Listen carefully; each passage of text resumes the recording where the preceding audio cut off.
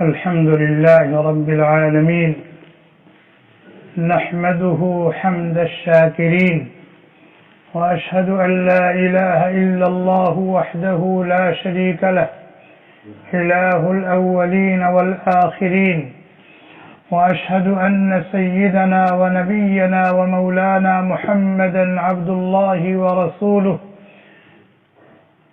الصادق الأمين اللهم صل على عبدك ورسولك محمد خاتم النبيين وعلى آله وأصحابه أجمعين أما بعد أعوذ بالله من الشيطان الرجيم بسم الله الرحمن الرحيم وإذ أخذ ربك من بني آدم من ظهورهم ذريتهم وأشهدهم على أنفسهم ألست بربكم قالوا بلى شهدنا أن تقولوا يوم القيامة إنا كنا عن هذا غافلين. عن أبي هريرة رضي الله عنه قال قال رسول الله صلى الله عليه وسلم كل مولود يولد على الفطرة فأبواه يهودانه أو ينصرانه أو يمجسانه رواه البخاري ومسلم. وعن عياض بن حمار المشاجعي رضي الله عنه قال قال رسول الله صلى الله عليه وسلم قال الله تعالى إني خلقت عبادي كلهم حنفاء وإنهم أتتهم الشياطين فاجتالت عنهم من دينهم وحرمت عليهم ما أحللت لهم وأمرتهم أن يعبدوني وأمرتهم أن يشركوا بي ما لم أنزل به سلطانا رواه الإمام أحمد في مسنده أو كما قال النبي صلی اللہ علیہ وسلم. اللہ رب العزت نے انسانوں کو دنیا میں بھیجنے سے پہلے سب کو ایک جگہ جمع کیا، یعنی آدم علیہ السلام کو اور ان کی نسل سے قیامت تک آنے والے جتنے انسان ہیں سب کو اللہ تبارک و تعالی نے ایک جگہ جمع فرمایا اور ان سے ایک قول و قرار لیا، ایک عہد و پیمان لیا. اور وہ قول و قرار عہد و پیمان کیا تھا؟ الست بربکم، کیا میں تمہارا پروردگار نہیں ہوں؟ کیا میں تمہارا پروردگار نہیں ہوں؟ الست بربکم، رب کسے کہتے ہیں؟ رب کہتے ہیں اس ذات کو جو چیزوں کو عدم سے وجود میں لانے والی ہے اور وجود میں لانے کے بعد اس کے باقی رہنے کے لیے جو چیزیں ضروری ہیں ان کو فراہم کرنے والی ہے اور ان کی مصلحتوں کی رعایت کرتے ہوئے ان کی پرورش کرنے والی، ان کی ضرورتوں کو پوری کرنے والی، ان کی مشکلات کو حل کرنے والی، ان کی پریشانیوں کو دور کرنے والی، ان کے دعاؤں کو سننے والی جو ذات یہ کام کرتی ہو اس کو رب کہتے. تو پوچھا الست بربکم، کیا میں تمہارا رب نہیں ہوں؟ بلا توقف جتنے وہاں تھے سب نے بیک زبان کہا بلا، کیوں نہیں؟ آپ ہی ہمارے رب ہیں، آپ ہی ہمارے خالق اور مالک ہیں، آپ ہی ہمارے حاجت روا اور مشکل کشا ہیں، آپ ہی ہمارے دکھڑے کو سننے والے ہیں، ہماری فریاد کو پہنچنے والے ہیں. اللہ تعالیٰ نے کہا جانتے ہو دنیا میں بھیجنے سے پہلے ہم نے تم سے یہ قول و قرار کیوں لے لیا، یہ عہد و پیمان کیوں لے لیا؟ اس لیے شہیدنا، اس لیے ہم نے تم سے یہ قول و قرار لے لیا کہ کل جب تم دنیا کی عمر گزار کر ہمارے پاس واپس آؤ اور تم نے ہم کو چھوڑ کر کے کسی اور کو اپنا سب کچھ مانا ہو اور کسی اور کی مان کر زندگی گزاری ہو، اور جو مقصد دے کر دنیا میں ہم بھیج رہے ہیں اس مقصد سے ہٹ کر کے تم نے جیا ہو، تو ہم تم سے پوچھیں تو تم یہ نہ کہہ سکو کہ ہمیں تو پتہ نہیں تھا، تم یہ نہ کہہ سکو کہ ہمیں تو پتہ نہیں تھا۔ اس لیے ہم نے دنیا میں بھیجنے سے پہلے تم سے اس بات کا اقرار لے لیا، اس بات کا عہد و پیمان لے لیا، اور پھر اسی عہد و پیمان کو یاد دلانے کے لیے، اس کی تذکیر کے لیے اللہ تعالیٰ نے کتابیں اور صحیفے نازل فرمائی، انبیاء اور رسول بھیجے۔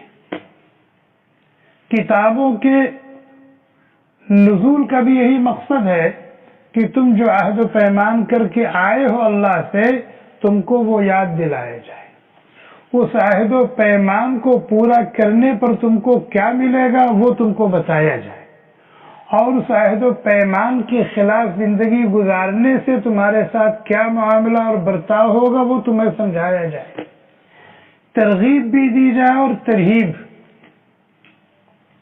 اور یہی کام انبیاء بھی کرتے تھے۔ چنانچہ جب بچہ دنیا میں آتا ہے، ماں کے پیٹ سے نکلتا ہے تو اس کی یہ مٹھی بند رہتی ہے اور بڑی قوت کے ساتھ بند رہتی ہے۔ آپ اس کو کھولیں گے پھر بند کر لے گا، پھر کھولیں گے پھر بند کر لے گا، پھر کھولیں گے پھر بند کر لے گا۔ یہ اپنے حال سے یہ بات کہہ رہا ہے، لوگوں کو بتا رہا ہے کہ میں کچھ عہد و پیمان کر کے آیا ہوں، مجھے ایک مقصد دے کر کے بھیجا گیا ہے، میں اس مقصد کو لے کر کے آیا ہوں۔ یہ صحیح ہے کہ نہیں؟ پھر بچہ دنیا میں آیا، اب اس کو اگر اس عہد و پیمان کے مطابق ماحول ملا، جو عہد و پیمان اس سے لیا گیا ہے، اگر اس کے مطابق اس کو ماحول ملا، ویسے ماں باپ ملے، ویسا ماحول ملا، تو پھر اس کو عہد و پیمان یاد رہتا ہے اور اسی کے مطابق پھر وہ زندگی گزارتا ہے، مومن بن کر، مسلمان بن کر، موحد بن کر۔ ہاں، پھر غفلت کی وجہ سے، گناہوں کی وجہ سے، دنیا کے جھمیلوں میں پڑ جانے کی وجہ سے، دنیا کے ساز و سامان اور اس کی رنگ ریلیوں میں پھنس جانے کی وجہ سے کما حقہ اس عہد و پیمان پر قائم نہیں رہتا، چڑھاؤ اتار ہوتا رہتا، لیکن بہرحال ماحول کی برکت سے اور ماں باپ کی حسن تربیت کی برکت سے وہ اس عہد و پیمان پر قائم رہتا۔ لیکن اگر اس کو ماحول کفر اور شرک کا مل گیا، یعنی کسی کافر اور مشرک کے گھر میں پیدا ہو گیا، تو اس کو کفر اور شرک کا ماحول ملا، چنانچہ اس ماحول کی نحوست سے وہ یکسر اس عہد و پیمان کو بھول جاتا ہے اور کسی اور طرف چلا جاتا ہے، بالکل اپوزٹ۔ یہودی کے گھر میں پیدا ہوا، یہودیت کا ماحول ملا، عیسائی کے گھر میں پیدا ہوا، عیسائیت کا ماحول ملا، مجوسی کے گھر میں پیدا ہوا، مجوسیت کا ماحول ملا۔ تو ماحول کی وجہ سے پھر وہ اس عہد و پیمان کو بھول جاتا ہے، یا ماں باپ کی تربیت کی وجہ سے۔ ظاہر ہے جو ماں باپ کافر اور مشرک ہوں گے وہ توحید اور ایمان کے اعتبار سے تربیت تو نہیں کریں گے اس کی۔ یہودی ماں باپ ہوں گے تو ظاہر اسلام کی روشنی میں تو تربیت نہیں کریں گے، عیسائی ماں باپ ہوں گے تو وہی تربیت کریں گے۔ چنانچہ پھر وہ بچہ عہد و پیمان سے اور جو مقصد دے کر کے اس کو بھیجا گیا اس سے ہٹ جاتا ہے۔ اللہ کے نبی علیہ الصلوۃ والسلام نے فرمایا کل مولود یولد علی الفطرہ، ہر بچہ فطرت توحید کو لے کر کے آتا ہے، اس کے دل میں محبت الہی کی چوٹ لگا دی گئی ہے پہلے، کہاں؟ اس کانفرنس میں، لیکن پھر یہاں جیسا ماحول ملتا ہے وہ اسی ماحول میں ڈل جاتا ہے۔ یہ اللہ تبارک و تعالیٰ کا لاکھ لاکھ احسان، اس کا فضل اور اس کا شکر ہے کہ اس نے ہمیں دینی ماحول میں، اسلام اور ایمان کے ماحول میں بھیجا۔ ہم تقلیدی مسلمان نہیں ہیں کہ ہمارے باپ باپ مسلمان تھے تو ہم بھی مسلمان ہیں، نہیں، ہم مسلمان پیدا ہی ہوئے۔ ہاں، ماں باپ کے مسلمان ہونے کی برکت سے ہم مسلمان رہ گئے، سمجھ میں آئے کہ نہیں؟ اور اب اگر کوئی یہودی مسلمان ہو رہا ہے، کوئی عیسائی مسلمان ہو رہا ہے، کوئی کافر و مشرک مسلمان ہو رہا ہے، تو اس کے بارے میں یہ کہا جائے گا کہ یہ اپنی فطرت سے ہٹ گیا تھا، اپنی فطرت سے ہٹ گیا تھا۔ جو ایمان اور توحید اس کو دی گئی تھی عالم ارواح میں، یہ اس کو ماحول کی وجہ سے فراموش کر گیا تھا۔ اب اللہ تعالی نے اس کو ہدایت دی ہے اور یہ گھر واپس آ رہا ہے۔ ہندوستان میں ایک اصطلاح بولی جاتی، گھر واپسی، گھر واپسی۔ یہ کون بولتا ہے؟ موہن بھاگوت بولتا ہے، بی جے پی والے بولتے ہیں، وشو ہندو پریشد والے بولتے ہیں کہ مسلمانوں کی گھر واپسی کرانی۔ الو کے پٹھے، ہم تو اپنے گھر واپس جا چکے ہیں، اب ہم تمہاری گھر واپسی کرائیں گے۔ کیوں؟ آدم بابا پہلے انسان ہیں، توحید لے کر کے آئے تھے، ان کے گھر کا ماحول توحید کا تھا، ایمان کا تھا، اسلام کا تھا۔ اب ہم بھی بھٹک گئے تھے، تم بھی بھٹک گئے تھے، ہم واپس آ گئے ہیں، بھی تمہاری واپسی باقی ہے، تو تمہیں گھر واپس لانا ہے۔ ہم تو گھر واپس آ چکے ہیں، ہم تو گھر واپس آ چکے ہیں، اس لیے کہ اصل وطن جو ہے وہ انسانوں کا جنت ہے۔ جنت میں توحید ہے، جنت میں ایمان ہے، جنت میں اسلام ہے۔ ہماری گھر واپسی ہو چکی ہے، اب تمہاری گھر واپسی ہم کر رہے ہیں، اور الحمدللہ آئے دن خبریں آتی رہتی کہ لوگ گھر واپس آ رہے ہیں، آئے دن خبریں آتی رہتی ہیں کہ لوگ گھر واپس آ رہے ہیں۔ اس لیے جب بچہ ہمارے گھر میں پیدا ہوا تو ماں باپ کی ذمہ داری ہے، جن کی گود میں وہ پل رہا ہے، بڑھ رہا ہے، جوان ہو رہا ہے، ان کی ذمہ داری ہے کہ جو عہد و پیمان لے کر کے آیا ہے اس پر قائم رہنے والا ماحول اس کو دیا جائے، ورنہ گردن ہماری بھی نپے گی، گردن ہماری بھی نپے گی۔ اس لیے کہ یہی بچے اگر ہماری گود میں پلے بڑھے، جوان ہوئے اور ہماری نحوست کی وجہ سے مقصد سے ہٹ گئے تو کل بارگاہ رب العزت میں یہ کھڑے ہو کے کہیں گے کہ اے اللہ ہمارے ماں باپ جیسے تھے ویسے ہی ہم ہو گئے۔ چنانچہ جو بچہ یہودی مرا وہ کہے گا ہمارے ماں باپ یہودی تھے تو ہم بھی۔ انما اشرک آباؤنا من قبل وكنا ذریة من بعدهم افتهلكنا بما فعل المبطلون، کہ اے اللہ ہمارے ماں باپ یہودی تھے، ہم ان کی اولاد تھے، ہم بھی انہی کی ڈگر پر چلے، تو کیا ان کے کیے گئے بھگتان ہم کو بھگتائیں گے؟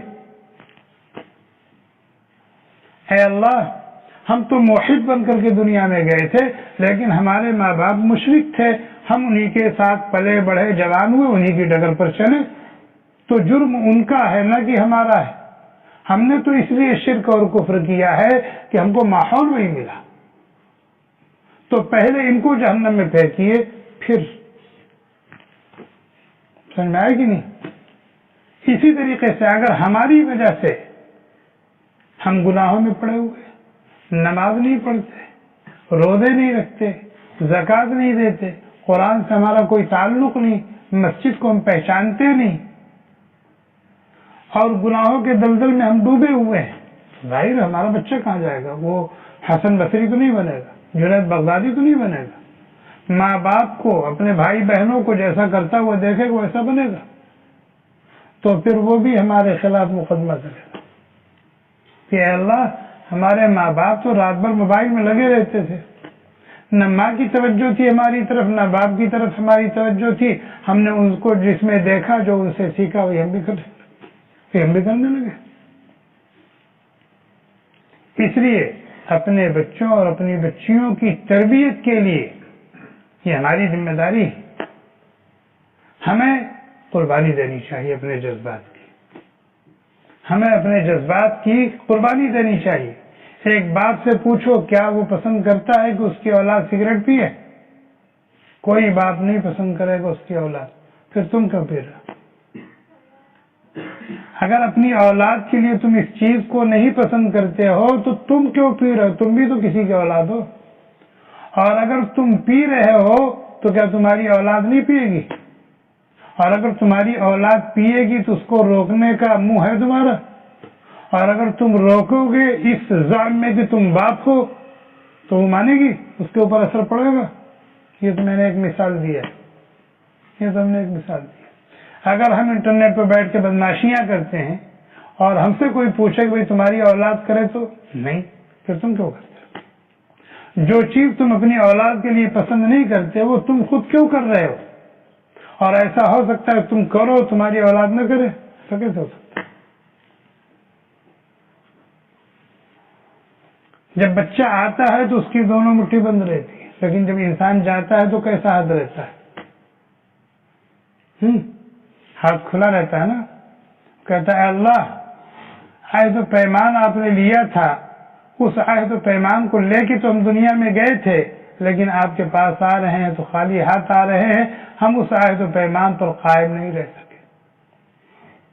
اور ظاہر ہے کوئی بھی نہیں قائم رہ پاتا اس طرح سے جیسے قائم رہنا چاہیے، تو ہمیں اس کا بہت زیادہ خیال کرنا چاہیے کہ کسی کی وجہ سے ہماری گردن وہاں نہ نپنے پائے، اپنی بیٹی کی وجہ سے، اپنی بیوی کی وجہ سے، اپنے بیٹے کی وجہ سے، اور دوسرے جو ہمارے ماتحت ہیں ان کی وجہ سے۔ اور اگر ماں باپ کے اندر اخلاقی اعتبار سے کوئی کمی ہے تو اس کا پتہ اس کی بیوی کو ہو چاہے نہ ہو، اس کا پتہ اس کی اولاد کو ہو جانا ہو، لیکن اثر پڑے گا اس کا۔ اپنے بزرگوں میں سے ایک اللہ والے گزرے ہیں، انہوں نے فرمایا کہ جب مجھ سے کوئی غلطی ہو جاتی ہے تو میں یعنی اللہ تعالیٰ کا کوئی حکم ٹوٹ جاتا ہے، اللہ تعالیٰ کی کوئی نافرمانی ہو جاتی ہے تو اس کا اثر میں اپنی بیوی میں بھی محسوس کرتا ہوں، اپنے بچوں اور بچیوں میں بھی محسوس کرتا ہوں، اپنے نوکر چاکر میں بھی محسوس کرتا ہوں، حتیٰ کہ اپنے گھوڑے اور اونٹ اور گدھے میں بھی محسوس کرتا ہوں کہ وہ میری فرما برداری کے لیے تیار نہیں ہوتے۔ حالانکہ بیوی کو پتہ نہیں کہ میں نے کیا کیا، میرے بچوں اور بچیوں کو پتہ نہیں کہ میں کیا کرتا ہوں رات کی تاریکی میں کمرہ بند کر کے، لیکن اثر پڑتا ہے، اثر پڑتا ہے۔ جیسے ماں دودھ پلاتی ہے، اگر ماں ٹھنڈی غذا استعمال کرے جب بچے کو دودھ پلا رہی ہے تو بچے کو سردی ہو جاتی ہے، کوئی ثقیل غذا استعمال کرے دودھ پلانے کے زمانے میں تو بچے کو قبض ہو جاتا ہے، کوئی اور غذا ایسی استعمال کرے جو دست آور ہو تو بچے کو دست شروع ہو جاتے ہیں، حالانکہ بچے کو پتہ نہیں کہ میری ماں نے کیا کھایا، لیکن متاثر ہوا کہ نہیں ہوا۔ اسی طریقے سے اگر ہم بدماش ہیں، ہماری بدماشی کا پتہ ہو چاہے نہ ہو، لیکن ہماری اولاد پر اس کا اثر پڑتا ہے۔ اگر استاد ہے اور اس کی راتیں گندی گزرتی ہیں تو پھر اس کے شاگردوں پر اس کا اثر پڑے گا، چاہے ان کو پتہ ہو چاہے نہ ہو کہ میرا استاد کیا کرتا ہے۔ اس کا بہت خیال، یہ تو کبھی سوچنا ہی نہیں چاہیے کہ میں تو اپنی آفس میں ہوں اور بیوی گھر میں ہے، بچے گھر میں ہے، اسکول میں ہے، میں تو یہاں بند ہوں، چاروں طرف سے کوئی نہیں دیکھ رہا ہے۔ نہیں، دیکھ تو کوئی نہیں رہا ہے لیکن اثر سب کے اوپر پڑے گا۔ اللہ کے نبی علیہ الصلوۃ والسلام نے فرمایا عفوا تعفوا نساؤکم بروا آباءکم تبرکم ابناؤکم، اگر تم چاہتے ہو کہ تمہاری عورتیں پاک دامن ہوں ان کی طرف کوئی غلط نظر نہ اٹھائے، ان کے بارے میں کوئی غلط نہ سوچے، تم اپنے آپ کو ایسا بنا لو، دوسروں کی عورتوں کو اپنے شر سے محفوظ کر دو، اللہ تعالیٰ تمہاری عورتوں کو دوسروں کے شر سے محفوظ کر دیں گے۔ لیکن اگر ہم بدماش ہیں، موبائل پر بدماشی کرتے ہیں، دوسرے کی عورتوں کو دیکھتے ہیں، نچاتے ہیں، تو پھر یہ سمجھ لیں کہ ہماری عورتوں کے ساتھ بھی وہی برتاؤ ہو رہا ہوگا چاہے ہم کو پتہ ہو چاہے نہ ہو۔ یہ حدیث ہے، نبی کی بات کبھی غلط نہیں ہو سکتی۔ اس لیے ہمیں اپنا بہت زیادہ خیال کرنا چاہیے، اپنا بہت زیادہ خیال کرنا چاہیے۔ اللہ تعالیٰ ہمیں توفیق عطا فرمائے۔ سبحانک اللہم و بحمدک، نشہد ان لا الہ الا انت، نستغفرک و نتوب الیک۔ سبحان ربک رب العزة عما یصفون وسلام علی المرسلین والحمد للہ رب العالمین۔ Thanks for watching. Don't forget to like, comment, share and subscribe to Al Wahid channel.